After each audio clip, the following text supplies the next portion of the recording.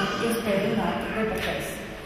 Ar dievturību es nodarbojos manas pētniecības pašos sākumos, un es vienmēr sekoju līdz dievturu sadraudzēji un arī palīdzēju reģistrēties. Dievturu sadraudze reģistrējās 80. gadu beigās Latvijas Reliģisko lietu padomē.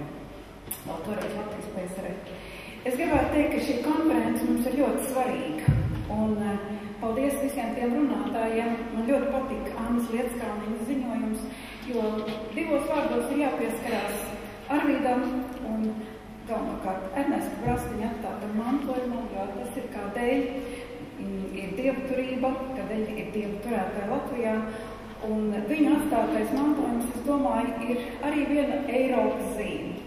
Jo pēc Pirmā pasaules kara Eiropā radās daudz nacionālas valsts, un ne tikai jaunajām nacionālajām valstīm, bet visur Eiropā radās reliģiskais natīvisms, respektīvi sabiedrības meklēja pēc tām reliģijas formām, tiem ticējumu veidiem, kāds bija pirms kristietības atnākšanas.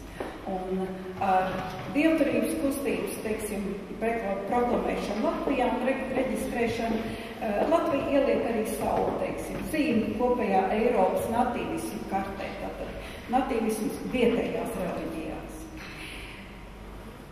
Un es domāju, ka šeit un šodien runājot, laikmetīgi skatoties, mums vienmēr vajag atdalīt reliģiju no ticības.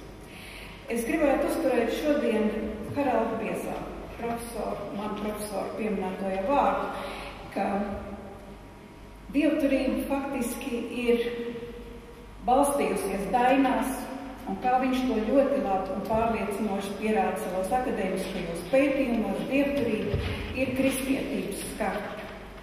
Un ar šo skatījumu viņš iedod faktiski skatījumu par mūsu kultūru kā ļoti spēcīgu kultūru, jo tā uzņēma kristietības stāstu, kristietības tēlus, bet padarīja tos un lietoja tā, kā latviešu kultūru to saprat un gribēja saprast. Es gribu teikt, ka vēsturē seno latviešu kultūra bija gana stipra, lai pārlaustu mugurkaulu kristīgajam stāstam, un kā arī atzīmē mūsu filozofs Pauls Jurevičs, dainās ir fiksēta arī tā reliģija, kas atnāca reizē ar Eiropu šeit, bet šai kristietībai tika iedot latviska seja.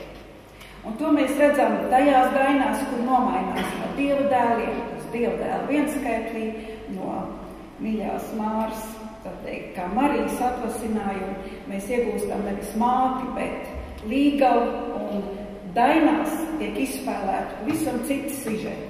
Senie latvieši bija heteroseksuāli orientēti sabiedrību vairāk, viņi nevarēja saprast vientuļniekus svētos. Viņi katru no svētajiem uzņēma dainu panteonā un katru arī apsievoja. Mums ir jāredz faktiski šis stāsts kā ļoti interesants sintēze ar Eiropu, kas ir izcinājusies gadsimtu garumā, arī tad, kad latviešu zemnieks teica, ko tas mācītājs, ko tas kaķis ņaudi, tā teikt, nesaprastam pat viņu stāstu. Tātad mēs esam Eiropu uzņēmuši savā asinsritē, mūsu dainās, viņa tur ir.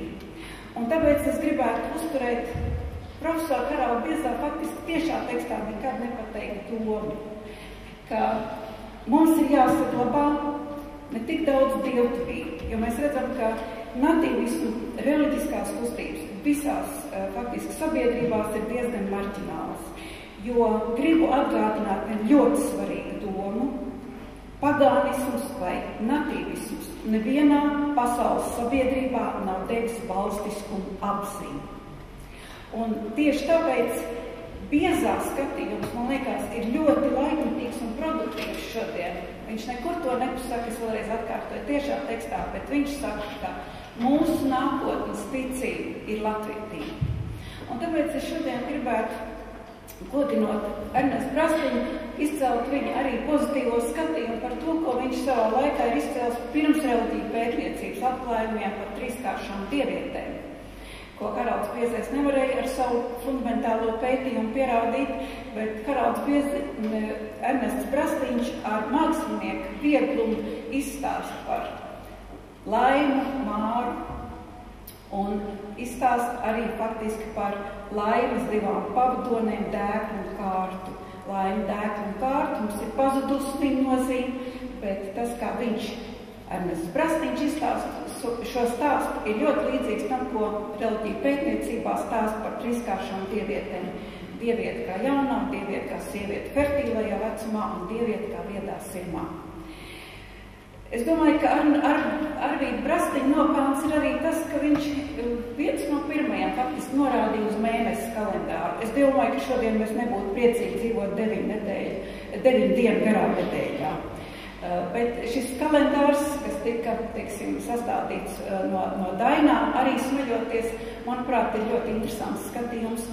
Un dievturība kopumā, manuprāt, tiem cilvēkiem, kas grib dziļāk ieskatīties, kāda ir latvietības seja, ir jādodās lasīt Ernests Brastīņš, Arvīds Brastīņš, Marģers un Māra Grīni, lai izprastu mūsu nācijas dziļāko seju.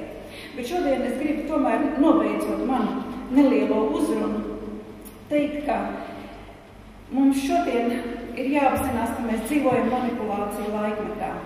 Un mums ir ļoti svarīgi meklēt un skatīties, kas ir šie teksti, kas ir miera, sadarbība, skats vienam uz otru, viena otra sadzirdēšana un izpratne laikmetā, kad faktiski mēs tiekam pakļauti ļoti nopietnām manipulācijām, mēs runājam par psihomentālo karu. Un šajā laikā ir svarīgi atcerēties arī Brastīņa varbūt nelabo pienesumu stāstā, ka mums ir vardarbīgi kristianizējuši. Es domāju, no šīs stāsta mums ir jāiet projām. Un lasīsim rūpīgi Indriča kroniku, lasīsim rūpīgi Atskaņu kroniku un lasīsim vēlreiz Baltazara Russova kroniku, lai ieraudzītu, cik bagāta, dažāda un krāšņa bija seno latviešu sabiedrība Livonijā un cik bagāta un krāšņa latvieši kļuva, kad tojās Eiropas mantojumam un kļuva par eiropiešiem. Paldies jums par uzmanību!